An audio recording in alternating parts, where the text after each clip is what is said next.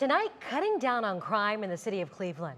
Tomorrow, the mayor's office, police, and other city leaders will release a report on crime and gun violence in the city so far this year. And tonight, another way to fight crime through a new program for young men focusing on playing basketball in a game hosted by the city and the Cavs. Our Lydia Esparra was there. Crime in Cleveland. While the city says it's down, the murder rate is up. So far, there have been at least 105 murders, many of them happening in the dark.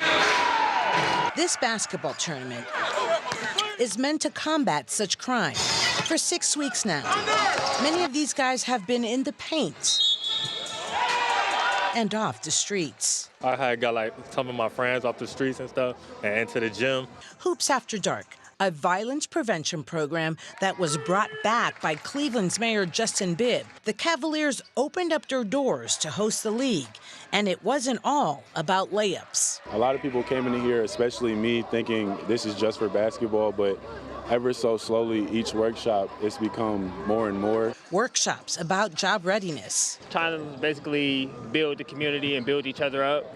Gun safety, health, and education. At first, everybody was looking at it as like, why go to the workshops and everything? But then once you get into it and actually, sit down and listen to what they got to say, it was like, oh, hold on, like, I'm kind of learning something. Herman Jackson was in the first league when it was called Midnight Basketball back in the 90s. Knowing that fighting with each other from the streets to streets was nonsense, and I didn't know it at the time until I got to meet these new guys from on the court, and how we hang out now and talk to each other 30 years later. So if you believe nothing good happens after dark, like we're the image of, positivity. Think again.